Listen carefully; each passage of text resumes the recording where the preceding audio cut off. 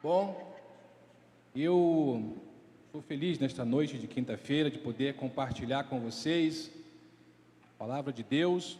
Nós estamos, como já foi dito anteriormente, no ano do avivamento. Nada melhor do que nós conhecermos a própria palavra de Deus para entendermos o que é avivamento. Avivamento não é algo simplesmente pirotécnico, é algo que é estabelecido por Deus. Eu estou me organizando aqui.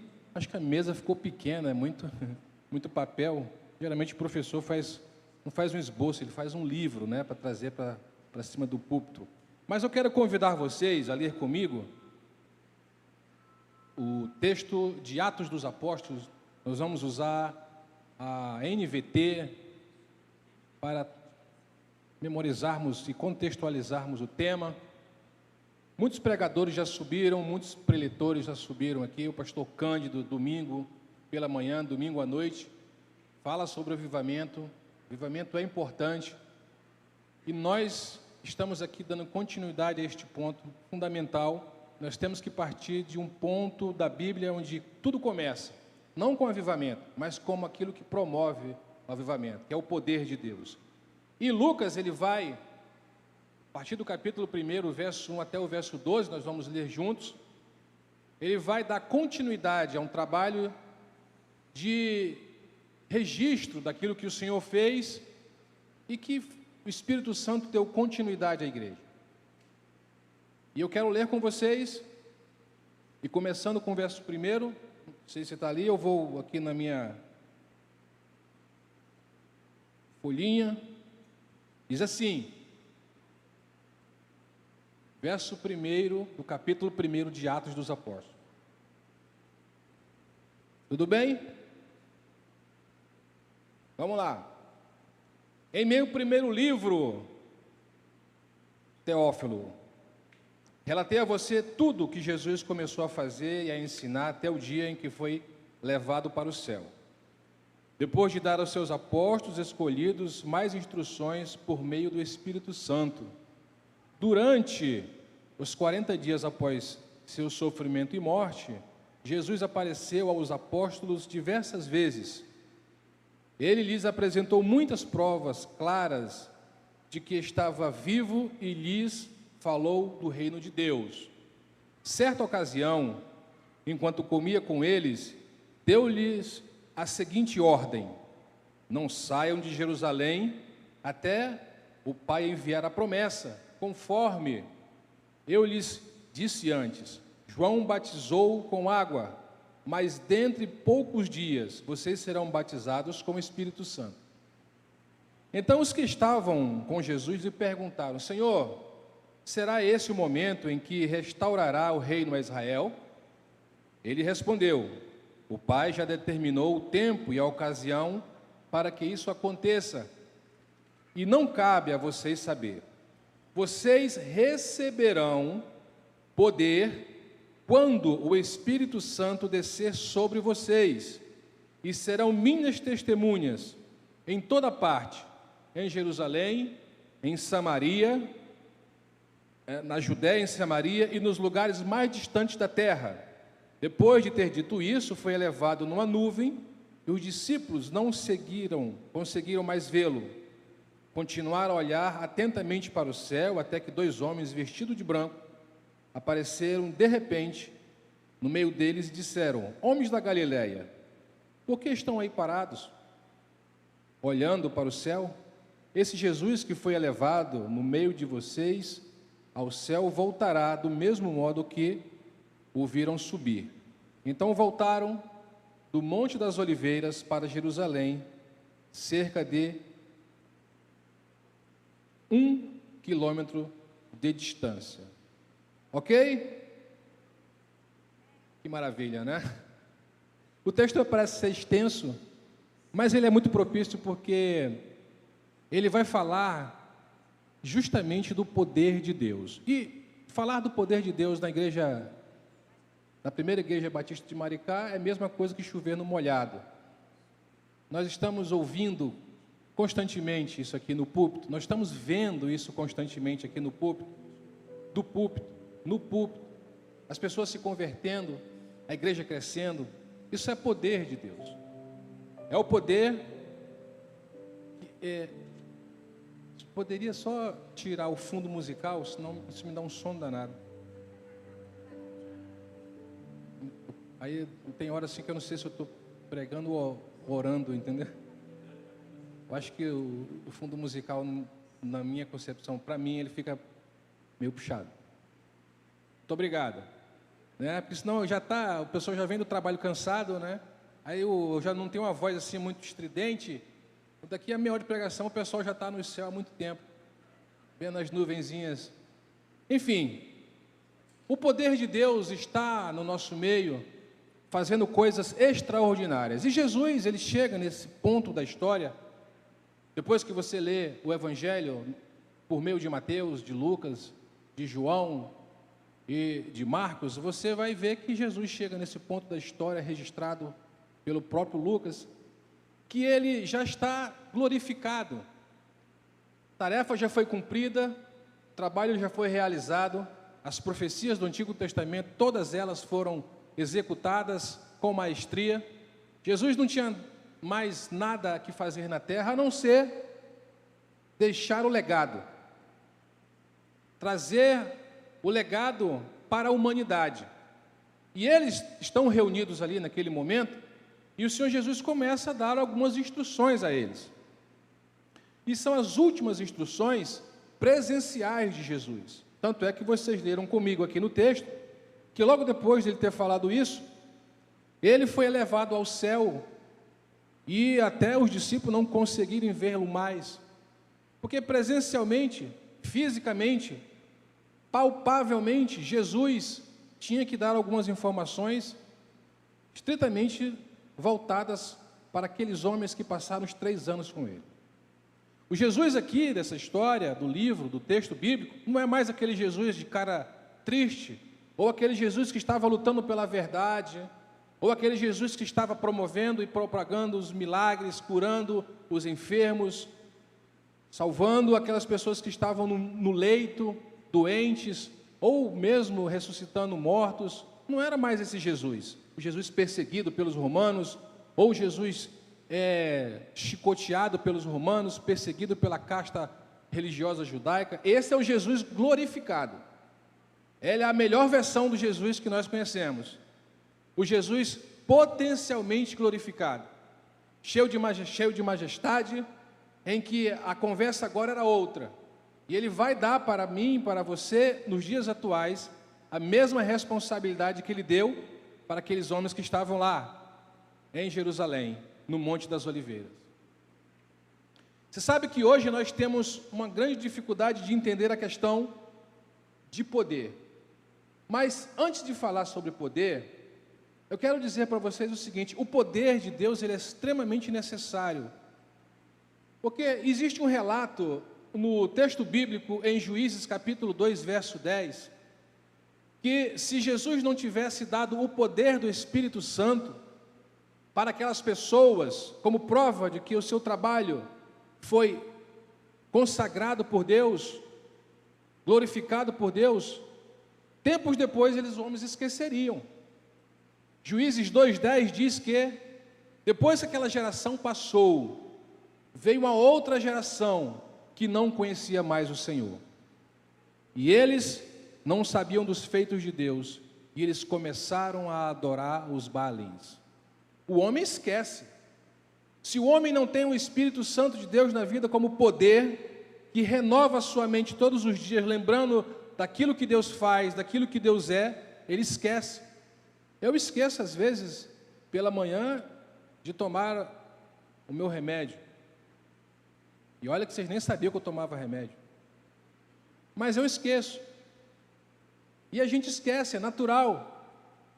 É por isso que dentro de nós tem uma coisa que é extremamente potencializada do céu, que é o Espírito Santo de Deus, que não me faz esquecer por que que eu vim, por que que eu fui salvo e para onde eu vou. Quantos aqui sabem para onde vão? Quantos têm o poder do Espírito Santo em sua vida? Quem faz lembrar disso em vocês todos os dias é o próprio Senhor. É por isso que nós não nos perdemos no meio da multidão, nem somos confundidos no meio da multidão. Nós andamos para lá e para cá, e nós não fazemos parte da multidão. Nós somos chamados para representar este poder. Agora, deixa eu pensar um pouco com vocês. O poder nós temos, mas nós estamos falando de avivamento. O que uma coisa tem a ver com a outra? Porque é interessante nós percebermos esse fato. Nós não necessariamente precisamos mais deste poder. Você sabia disso? Aí alguém que levantou a cabeça e me ouviu falar isso, meu irmão, você acha que você falou uma heresia? Você não precisa mais desse poder? Não, eu não preciso. Eu acho que você também não precisa. E a resposta, ela está justamente em João capítulo 7. Nós já temos esse poder. Tão simples e tão lógico. Diz o texto lá em João capítulo 7, verso 38, que no último dia da festa das cabanas, o Senhor Jesus Cristo se colocou na frente daquela multidão e disse: aquele que crê em mim, como diz as Escrituras, rios de água fluirão do seu interior. Aí se eu tivesse com você lá, eu e o pastor George, por exemplo, sairíamos dois lá sem entender nada. O que quer dizer isso? João vai explicar no verso 39. Ele estava falando do Espírito Santo que ainda não tinha dado para aqueles que creiam nele, porque ele ainda não tinha sido glorificado. Quando eu e você aceitamos o Senhor Jesus Cristo como Salvador pessoal, nós recebemos o Espírito Santo de Deus. É o selo, é a garantia. Então, o que eu tenho que entender é que eu não preciso mais ter esse poder, eu já tenho esse poder. O que eu preciso agora é saber o que é que eu vou fazer para ser avivado por meio desse poder. Porque o poder de Deus, ele é impressionante. Deixa eu adiantar aqui meu esboço, para não perder nas minhas pequenas folhas. O poder de Deus, ele é tão impressionante que ele jamais poderá ser comparado ao poder da humanidade. O poder do homem é o poder transitório, terreno. O homem hoje nasce, ele se desenvolve, ele morre e só fica a lembrança. O poder de Deus é eterno. O poder de Deus, quando ele é manifestado no meio da igreja, no meio das pessoas, ele permanece até a eternidade. Você foi alvo ou já foi alcançado por esse poder? Se eu chegar e fizer uma pergunta aqui, um fórum de discussões, e pedir para alguém levantar a sua mão e falar assim: quem já foi abençoado com esse poder? Quem já sentiu esse poder? Quem já, e aí você vai ter que responder da questão da transformação, quem já foi transformado por esse poder? É o único que pode transformar. Quem foi transformado? Não precisa levantar a mão. Eu levantei sem querer. Já que eu levantei, eu vou falar uma coisa que você não sabia. Eu tinha minha juventude, que é próxima, né, da minha data atual. Aos 15 anos de idade eu saí da minha terra natal e vim trabalhar aqui no Rio de Janeiro. 15 anos de idade, aproximadamente. Pouco tempo. E eu vim cheio de sonhos, de aventuras, desejos, pensamentos positivos, aquela coisa, né, que o mundo promove. Só que no meio dessa descoberta tão maravilhosa, tinha uma coisa que eu não conseguia me libertar. Eu não conseguia me libertar do cigarro.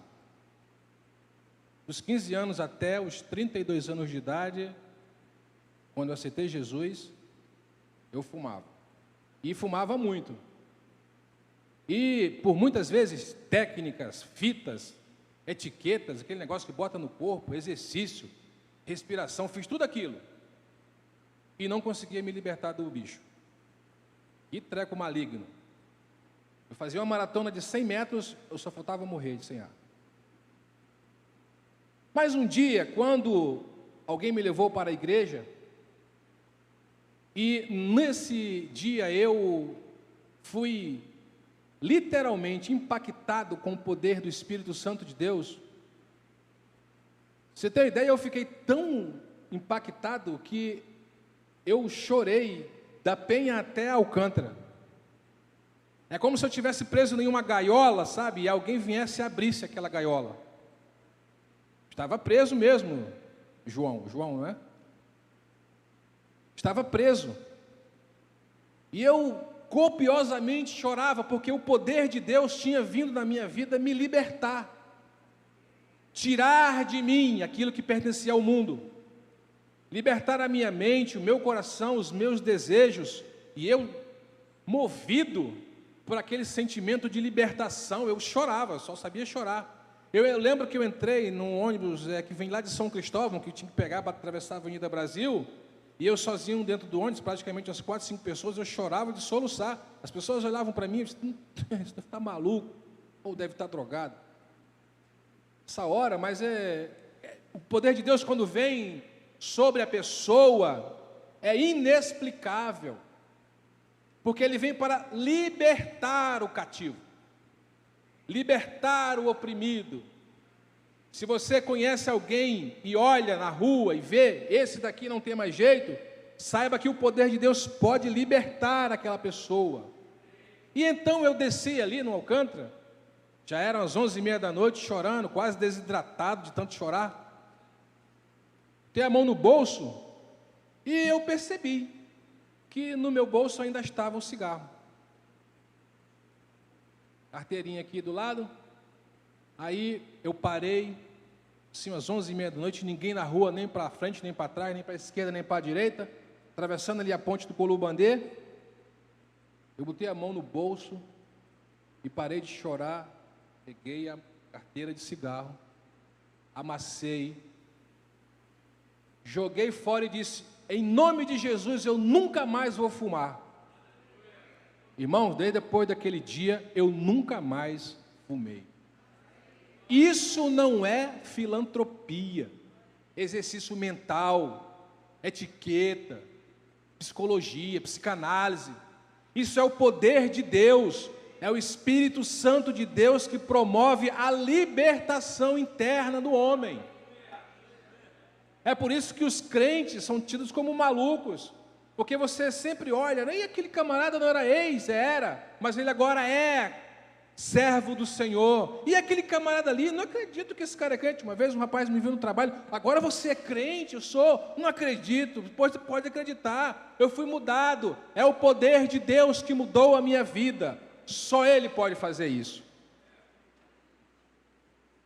Um poder de homem nenhum pode mudar. Essa semana nós vimos, o mundo todo se reunir, o foco sobre um homem, sobre uma nação, para tentar resolver a paz, a inconstância da paz, o problema da miséria. Isso não vai rolar, meu amigo. Se o Senhor Jesus Cristo não vier governar, todo homem é falho. Mas eu não vim falar sobre isso, vim falar sobre o poder e o avivamento.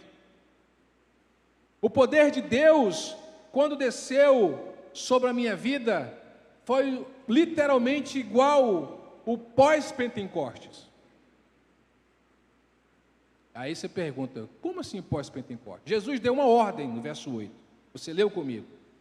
Não saiam de Jerusalém, até que do alto sejais revestido de poder.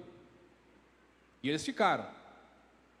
Diz o texto que eles estavam lá comumente, lendo a Bíblia, comungando, estando juntos, e no dia do Pentecostes, veio o poder. Veio a promessa que ele tinha falado. Veio aquele que está hoje aqui na igreja. E de repente, naquele pós-Pentecostes, Pedro, que era um camarada meio, titubeante, se enche de coragem. E ele, se enchendo de coragem, prega. E quase 5.000 pessoas são convertidas. Esse mesmo Pedro sai dali e vai para o templo, e tem um aleijado na porta. Não é Pedro, é o Espírito Santo que promove isso, e o Espírito Santo o conduz a dizer, olha, não tenho nada para te oferecer, mas o que eu tenho te dou. Em nome de Jesus, levanta e anda, e o homem levanta e sai entrando na igreja, no templo. Esse mesmo Pedro, sentando lá, fazendo a conferência com seus amigos, sobre a questão da arrecadação para poder distribuir aos pobres, ele é avisado pelo Espírito Santo de Deus que Ananias e Safira eram trapalhões, trapaceiros. Esse mesmo poder do pós-Pentecostes foi que fez Filipe em Samaria, um lugar hostil, em que os judeus não gostavam. Ele ousou Estevão, o poder do Espírito Santo, a confrontar a casta judaica e fazer toda uma descrição do Antigo Testamento e dizer: vocês estão errados, porque vocês crucificaram Cristo. Esse é o poder. Irmão, mas tu está falando de poder, como é que é isso? Você não vai sair disso não? Espera aí um pouquinho. O poder de Deus está aqui, não está? Quem tem o poder de Deus na vida? Levanta a mão. Mas o pós-Pentecostes tem algo que é interessante e intrigante. Ele promove milagres. Ele promove a conversão do perdido. Aqui nós temos visto isso acontecer, mas ele promove também a cura do doente. Ele promove a libertação do oprimido. Ele promove o exorcismo daquele que está endemoniado. Não promove? Promove. Ele promove a libertação do viciado. Ele promove a cura daquele que está desenganado pelos médicos. Por que nós não estamos vendo nem 30% disso aqui? Porque nós estamos no ano de quê? Pronto. Você sabe que essa semana eu me preparei e fiz o esboço, e até agora não entrei no esboço. Eu lembrei do meu amigo, falou que perdeu o esboço. Eu decorei o esboço, na verdade, porque eu estou no caminho, graças a Deus. Mas por que eu estou falando isso? Porque existem pontos interessantes do poder de Deus que precisam ser esclarecidos. Avivamento não é uma coisa que você, de um dia para o outro, promove. Você precisa de características a serem cumpridas. Você quer avivamento? Você precisa de avivamento? Precisa ou não? Você quer ver o morto levantar? Eu nunca vi, não. Queria ver. Eu já vi pessoas testemunharem que estavam com uma doença X, aí de repente o Senhor veio e curou-a. Mas eu acho que o ápice do negócio é o morto, não é? Não sei porquê. Eu não estou querendo que os mortos saiam ressuscitando por aí, mas é tipo assim, é tipo Eutico na janela e cai, aí Paulo para o que está fazendo lá, aquele esboço tremendo, igual o meu, mais de 300 folhas, espera aí um pouquinho que eu vou ali, e aí o Espírito Santo usa Paulo, ressuscita Eutico, ele volta e continua fazendo. Não é bonito isso? Não é bonito você chegar e ver na rua alguém que é de uma outra religião, e ela, em vez de você ter medo dela, ela tem que ter medo de você, porque o que está em você é maior do que aquele que está nela. Eu lembrei de um pastor amigo meu, professor de hebraico. Ele falou que estava andando com um diácono na rua. Achei engraçadíssimo, e vou falar isso para você, porque é engraçado. E ele estava andando na rua. Posso andar por aqui? Estava andando na rua e de repente tinha aquele negocinho colorido, cheio de comida, né? E você sabe o que é. E aí ele é baixinho, mas ele é baixinho mesmo, tipo um pouquinho mais alto do que um anão. Aí ele andando com o diácono falou assim: pastor, vamos para o outro lado da rua. Aí ele: por quê? Não, porque tem um negócio ali, a gente não pode passar perto.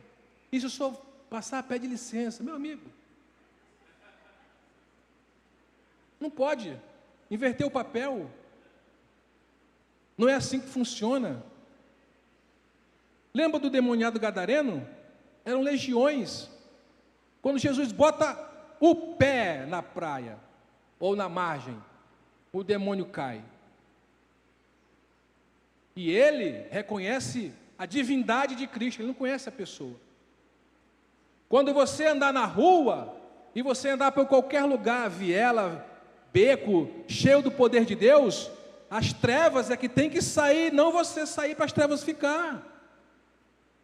Ser avivado é estar cheio do poder de Deus constantemente.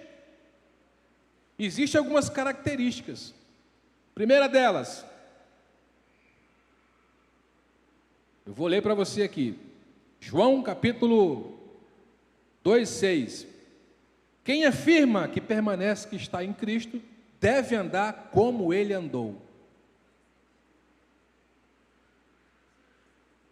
A etiqueta hoje é ser gospel. Bonito, né? A fala, eu sou gospel. Andar como Cristo andou é outra coisa. Porque andar como Cristo andou é negar a si mesmo. Andar como Cristo andou é fazer igual Filipenses capítulo 2, verso 5, que diz que mesmo ele sendo Deus e tendo todo o direito de abdicar do título, de ter o título na mão, ele não por usurpação própria se apegou a isso.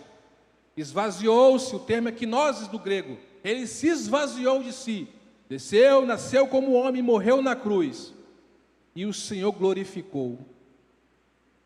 Reconhecer a si próprio como portador do Espírito Santo, sem saber que você e eu não somos nada, é um erro. Eu só posso ser avivado se eu souber que eu de mim mesmo não produzo nada. Quem produz é o Senhor. Você pode passar a vida toda, meu amigo, lutando, trabalhando, labutando, ensinando, estudando, mas se você botar o seu título na frente, você não vai render nada. Quando você coloca o Espírito Santo na frente, tudo flui. O rio vai se mover. E o Senhor Jesus Cristo aqui vai dizer: aquele que vem a Ele, rios de água viva fluirão dele. Você vai falar e a pessoa vai entender a mensagem. Você vai pregar e as pessoas vão entender que o Espírito Santo está falando no seu coração. Que bonito, não é? Discurso belo. Então eu preciso ser, primeiro, igual a Jesus, sem preconceitos, sem achar que eu sou melhor do que alguém. Tem gente que é tão humilde, eu ouvi essa frase em algum lugar, eu não lembro quem foi, que se encontrar uma pessoa mais humilde do que ela mata, porque ela tem que ser humilde melhor. Humildade sem honestidade não é humildade. Mas o reino de Deus, ele promove isso.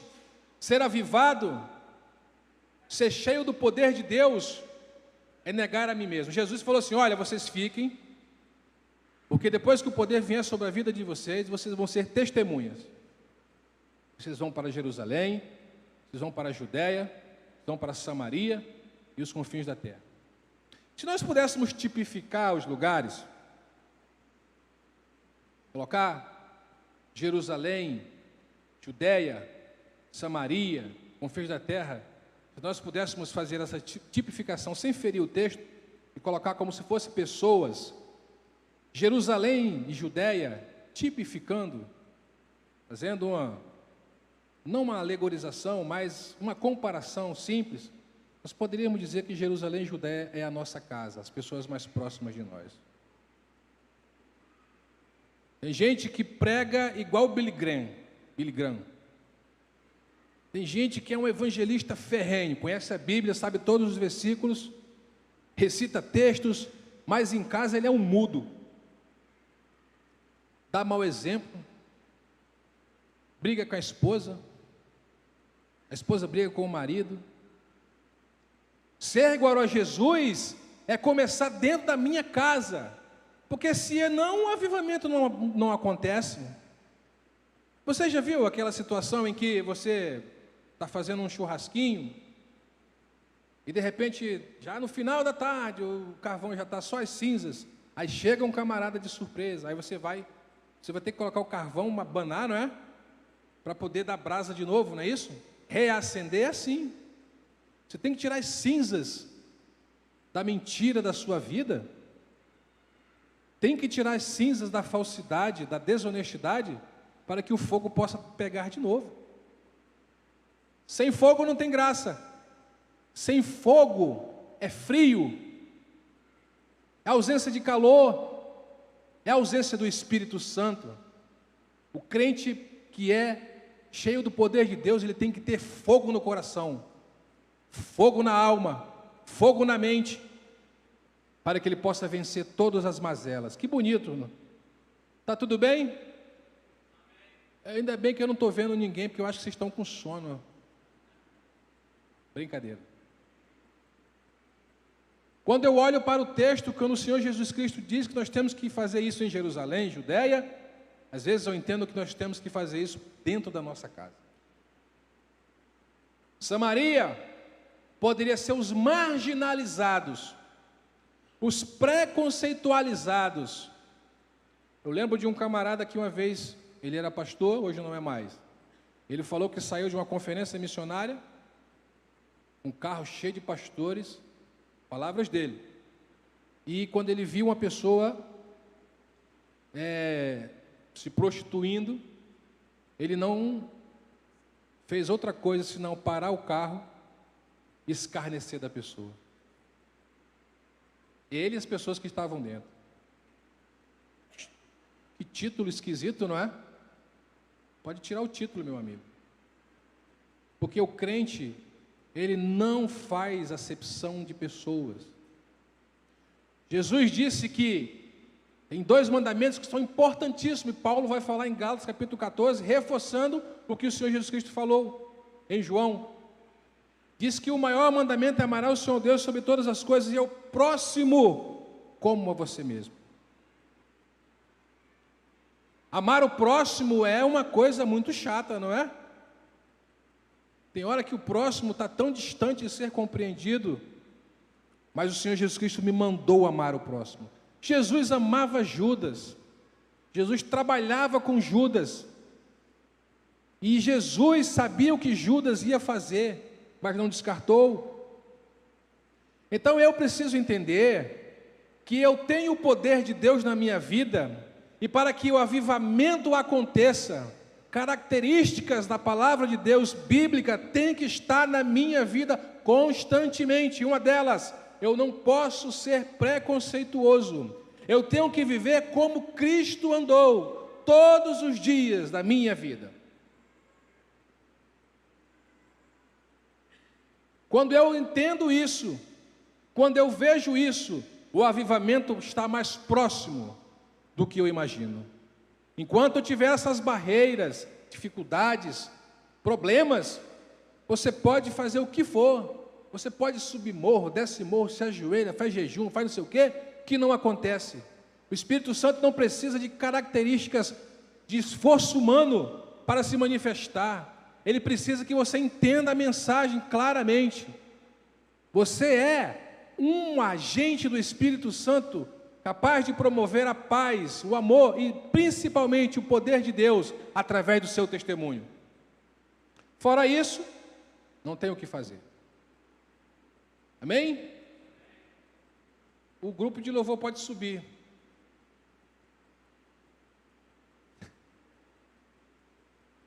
O grupo de louvor está vindo.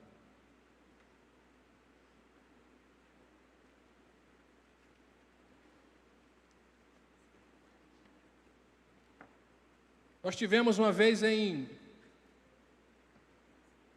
no Haiti, e várias pessoas de denominações se reuniram para louvar ao Senhor, cultuar ao Senhor, sem rótulo denominacional. E nesse movimento, muitas orações foram feitas ali. A maior quantidade de orações que foram feitas foi para que o Senhor salvasse alguns parentes. Nós estávamos muito distantes.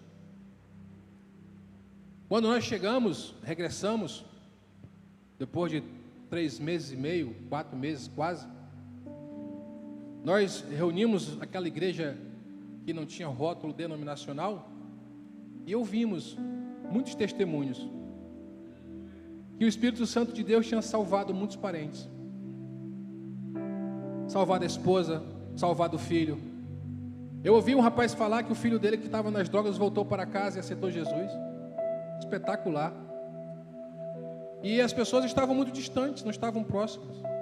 Porque o Espírito Santo não tem variação de tempo, ele não se desloca como os anjos se deslocam, né? Ele está em todos os lugares, então ele ouve aqui e faz aqui agora. E aquelas pessoas foram tremendamente abençoadas, porque nós nos reunimos naquele lugar para chamar e clamar ao Senhor para que viesse salvar as vidas. E o Senhor promoveu um avivamento, porque todos os momentos que nós nos reuníamos era só para orar. Ninguém fazia mais nada, só orar. Orava, o Senhor abençoava, orava, o Senhor abençoava, mudava vidas, mudava situações assim, problemáticas demais dentro da casa, o Senhor mudava. E aí a gente via que o poder de Deus estava sendo avivado em nossas vidas por meio desse comportamento. A igreja do Senhor aqui, a Pibã, eu vejo assim, pela fé, que ela vai ser uma mão muito forte, um braço forte, enrijecido no meio de Maricá.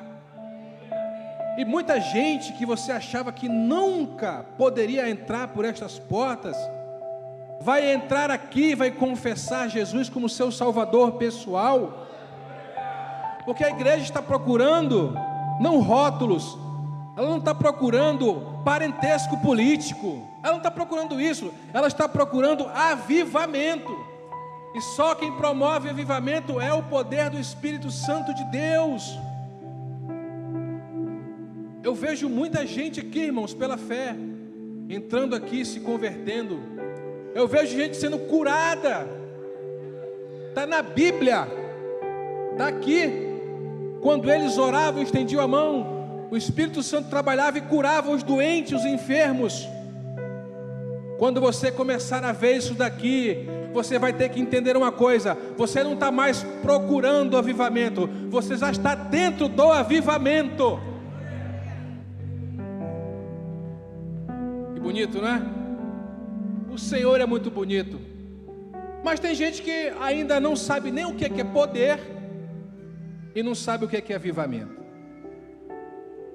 porque não conhece Jesus.